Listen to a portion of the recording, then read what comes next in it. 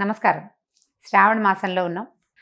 అమ్మవారి జననం, లక్ష్మీదేవి పుట్టుకను గురించిన కథను చెప్పుకుందాం. లక్ష్మీదేవి భృగు మహర్షి యొక్క కుమార్తె. భృగువు బ్రహ్మమానస పుత్రుడు. ఆయనకి కలిగిన సంతానాల్లో లక్ష్మీదేవి ప్రథమ సంతానం, స్త్రీ సంతానం. అయితే అందుకని మనం అమ్మవారిని భార్గవి అనే నామధేయంతో కొలుస్తాం. అష్టోత్తరం సహస్రనామాల్లో భార్గవి పేరు కనపడుతుంది. భృగునందన ఆవిడ. ఒక కల్పంలో జరిగిందనమాట ఇది. అంటే మన ప్రతి కల్పంలోనూ కొంచెం కొంచెం తేడాలు జరుగుతుంటే ఓ కల్పంలో ఈవిడ భృగు మహర్షికి కూతురుగా జన్మించింది. అప్పుడు ఆవిడని శ్రీ మహావిష్ణువుకి ఇచ్చి వివాహం చేశారట. తర్వాత కాలంలో, అంటే తర్వాత మన్వంతరంలో లక్ష్మీదేవి విష్ణువుతో ఉండగానే ఆమె సమృద్ధికి సూచన అని, ఆమె వల్లే ధనధాన్యాభివృద్ధి జరుగుతుందని తెలుసుకున్నారు ప్రజలు అప్పటికే. అయితే తర్వాత కాలంలో ఒకనాడు దూర్వాస మహాముని వైకుంఠానికి వచ్చాడు లక్ష్మీనారాయణలను సేవించడానికి. అప్పుడు అక్కడి నుంచి ఆయనకు ఒక పారిజాత పుష్పమాల లభించింది, కల్పవృక్షాల మాల అన్నమాట. స్వామివారిని ఏమనాలి, నిర్మాల్యం అది తీసుకున్నాడు. ఈ దూర్వాసుడు నిర్మాల్యం తీసుకుని వస్తూ తనకి ఎదురైనటువంటి దేవేంద్రుడికి ఆ నిర్మాల్యపు దండని, స్వామివారి మీద నుంచి తీసిన దండ అని చెప్పి చేతిలో పెట్టాడు. అయితే ఇంద్రుడు ఆ పూట కొద్దిగా సురాపాన మత్తుడుగా ఉన్నాడు.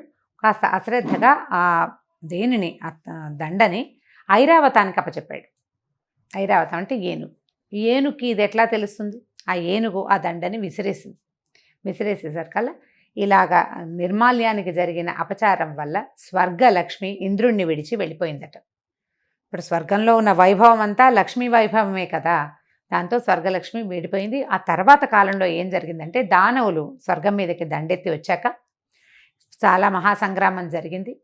ఆల్రెడీ ఇంద్రుడు చేస్తున్నటువంటి ఈ రకమైన దైవాపరాధం వల్ల అతను ఓడిపోయాడు. దానవులు గెలిచారు.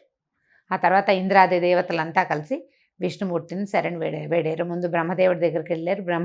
నుంచి విష్ణుమూర్తి దగ్గరికి వెళ్తే విష్ణువు ఏం చెప్పాడంటే, నువ్వు దైవాపరాధం చేయటం వల్ల లక్ష్మి కోపించింది, ఆమె నిన్ను వదిలి వెళ్ళిపోయింది.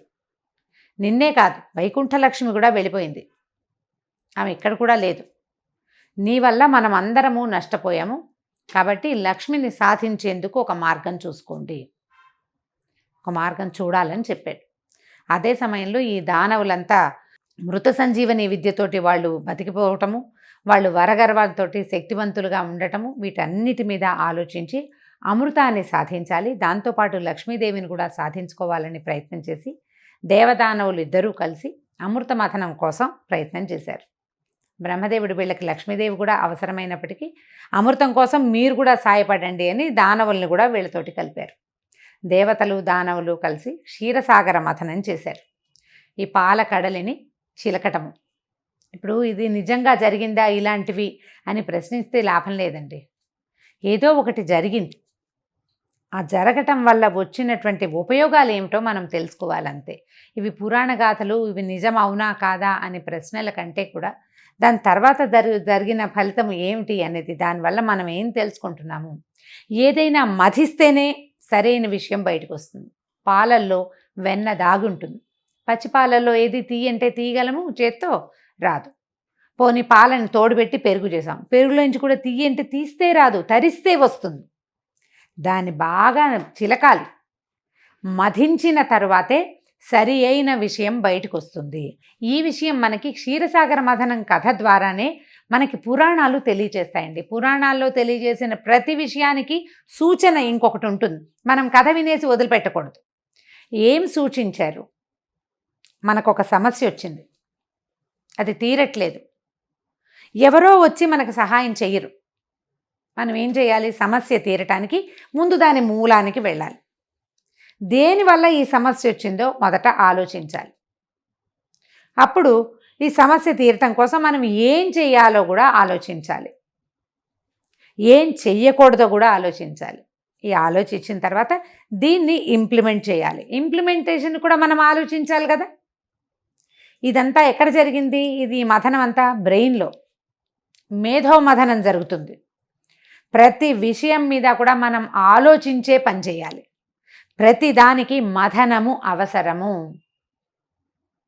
ఏ శుభమైన కార్యక్రమం జరగాలన్నా, ఏ సరి అయిన పని జరగాలన్నా, అసలు ఒక అవుట్పుట్ అంటూ కావాలి అంటే దానికి మథనం ముఖ్యమైనది. నేను ఇక్కడి నుంచి లేచి అక్కడికి వెళ్ళి అది తీయాలి అంటే అదేదో క్యాజువల్ విషయంలో ఉంటుందంటే బ్రెయిన్ దానికి చాలా ఆలోచిస్తుంది. బోల్డంత క్రియ జరగాలి, నాకు ఊహ రావాలి. నాకు ఊహ అంటే నా కన్ను ఒక వస్తువుని చూడాలి, ఆ వస్తువు చూశానని కన్ను వెళ్ళి బ్రెయిన్కి చెప్పాలి, అది నీకు ఉపయోగపడుతుంది అని బ్రెయిన్ ఆలోచించుకోవాలి. అప్పుడు బ్రెయిన్ కళ్ళకి చేతులకి కూడా చెప్పి, దాంతోపాటు కాళ్ళకి చెప్పి, ఓ కాలు నువ్వు నడిచెళ్ళు, ఓ చెయ్యి నువ్వు దాన్ని పట్టుకో, ఓ కన్ను నువ్వు దాన్నే చూడు అని వీళ్ళ ముగ్గురికి చెప్పాలి. ఎంత కార్యక్రమం, చాలా పెద్దది. కానీ మనకు తెలియదు, అది చాలా క్యాజువల్గా అనుకుంటాం. చాలా అసలు ఏది సహజంగా అంటే అసంకల్పిత ప్రతీకార చర్యలాగా జరిగిపోయిందని భావిస్తాం మనం, కానీ జరగదు. చాలా కాదు. ఈ 4గిట్లో ఏది బ్రెయిను, కన్ను, చెయ్యి, కాలులో దేనికి ఏ 4గిట్లలో ఏదైనా ఒక సింక్రనైజేషన్ తప్పింది అనుకోండి, పని అవదే. ఇక్కడి నుంచి వెళ్ళి పక్కనున్న మంచినీళ్ళ బాటిల్ కూడా తీసుకోలేం మనం. ఈ 4 ఒకే లైన్లో పనిచేయాలి. ఈ ముందున్న బయటున్న బాహ్యేంద్రియాల కన్ను చెయ్యి కాలుని పనిచేయించాలంటే బ్రెయిన్లో ఒక మథనం జరగాలి. ఒక చిన్నది కవ్వం పెట్టి చిలకాలి, అది ఆ చిలుకుడు వల్లే పనులు అవుతాయి. అన్నం వండాలి, ఎంత ఉంది, బృహత్తర కార్యక్రమం కాదు, అది చాలా సింపుల్గా చేస్తాం మనం. ఆ బృహత్తర కార్యక్రమానికి మనం లోపల మేధోమథనం జరుగుతుంది. మథనం జరగటం వల్లే మంచి విషయాలు బయటకు వస్తాయి. కొన్ని ఏదైనా ఒక విషయం మంచిగా చెడు కూడా వస్తుంది దాంతోపాటు. బాగా ఆలోచించి ప్లాన్ చేసి పక్కవాడిని మోసం చేస్తారు. ఆలోచించి ప్లాన్ చేస్తేనే ఏటీఎం కొల్లగొట్టగలుగుతారు. ఆలోచించాలి కదా. అలాంటి మథనమే ఇప్పుడు జరిగింది, క్షీరసాగర మథనం. ఈ క్షీరసాగరం ఏమిటి, తెల్లగా పాల నురుగ్గా ఉంటుంది. అసలు అలాంటిది ఎక్కడ ఉంటుందో, పాల సముద్రం అండి, విచిత్రంగా మనం చూస్తామా, చూడం. మనం చూడని ఒక ఇది మన బ్రెయినే, అది మన బ్రెయిన్ అంతే. అయితే ఈ క్షీరసాగరాన్ని మథనం చేయటానికి అది చాలా పెద్దది కాబట్టి మందర పర్వతాన్ని తెచ్చారు. ఈ మందర పర్వతం చాలా చుట్టుకొలత పెద్దది కాబట్టి మందర పర్వతం చుట్టూతా 3 చుట్లైనా తిరగడానికి వీలుగా ఉన్నటువంటి వాసుకి అనే ఒక మహాసర్పాన్ని తమ చేతిలోకి తీసుకున్నారు. ఈ సర్పాన్ని ఇద్దరు ఒకళ్లే పట్టుకుని చిలకలేరు కాబట్టి ఓవైపు దేవతలు, ఓవైపు దానవులు పట్టుకుని సముద్ర మథనం చేశారు. ఎన్ని రకాలో వస్తువులు వచ్చినాయి. దాంతో మహాభయంకరమైన హాలాహలం వచ్చింది. మనం ఆలోచించి చెడుని చేస్తూ ఉంటాము అప్పుడప్పుడు. ఆ చెడుని గనక తొలగదీస్తే, దాన్ని మింగేస్తే తర్వాత మంచి వస్తుంది. ఇది చేయకూడనిది అనే జ్ఞానం కలిగి ఉంటేనే తర్వాత జరుగుతుంది మంచి. మనకి పరమేశ్వరుడు వచ్చి ఆ హాలాహలాన్ని అమ్మవారి అనుమతి తీసుకుని, నేను హాలాహలం మింగుతాను అని ఆమెకు చెప్పి ఆ హాలాహలాన్ని తీసుకున్నాడు లోపలికి. తీసుకొని మింగకుండా కంఠంలో ఆపు పెట్టుకున్నాడు. ఎలాంటి చెడు ఆలోచన అయినా దాన్ని దిగనివ్వకూడదు, కంఠంలోనే ఉంచుకోవాలని ఇలాంటి కథలు చెప్తాయి మనకి. ఆలోచన వచ్చింది బ్రెయిన్లో, అది కిందకి వెళ్ళనివ్వకూడదు, ఇంప్లిమెంటేషన్లోకి వెళ్ళనివ్వకూడదు, ఎక్కడో చోట దాన్ని ఆపి పెట్టుకోవాలి. ఈ హాలాహలాన్ని ఆపిన తర్వాత అమ్మవారు వెలికొచ్చింది. లక్ష్మీదేవి సహస్ర కమలం మీద కూర్చుని చక్కగా పరమాద్భుత సౌందర్యంతో బయటికి వచ్చింది. ఆమెతో పాటు చంద్రుడు, తర్వాత నవరత్నాలు, కామధేనువు, కల్పవృక్షము, ఉచ్చైశ్రవము, నవనిధులు, అన్ని మణులు, నవరత్నాలు అన్నీ కూడా ఈ సముద్రంలో నుంచే వచ్చినాయి. ప్రపంచమంతా సముద్రంలోనే ఉంది. మొత్తం బయటికి వచ్చిన తర్వాత అమ్మవారు మళ్ళీ భగవంతుడైనటువంటి విష్ణుమూర్తిని వరించింది. ఆమె సౌందర్యము, ఆమె కళ్ళకి అసలు మైమర్చిపోయారట. కానీ ఆమెను స్వీకరించాలనుకోలే ఎవరు. దైవీ కళ యొక్క గొప్పతనం అది. ఆ లక్ష్మీ కళ తాలూకు గొప్పతనం. మిగిలిన వాళ్ళు ఎవరు ఈమె మాకు కావాలి అని అడగలేదు. ఆమె స్వయంగా వెళ్ళి శ్రీమన్నారాయణ్ణి ఆయన దండ వేసి ఆయన మెడలో, ఆయన వక్షస్థలంలోకి చేరిపోయింది. వివాహం అప్పుడు భృగు మహర్షి కూతురుగా ఉన్నప్పుడు ఆవిడ విష్ణువుని అడిగిందట, నేను నీతో పాటు ఎక్కడుండాలి అంటే నా హృదయంలో ఉండమన్నట్టు. భార్యని హృదయంలో ఉంచుకోవాలి, ఆమె మీ మనసుగా ఉండాలి అని భగవంతుడి కథే మనకు తెలియజేస్తుంది. లేదా హృదయంలో ఉంచుకోలేవు, అర్ధనారీశ్వర స్వరూపం నీలో సగం అయిపోవాలి భార్య.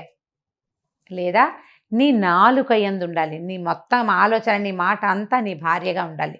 అలాంటి వాళ్ళు ప్రఖ్యాతులవుతారు, అలాంటి వాళ్ళు హాయిగా ఉంటారు, వాళ్ళ జీవితం సుఖంగా ఉంటుంది. అది చెప్పడానికే పురాణాల్లో ఇలాంటి విషయాలు చెప్తారండి మనకి.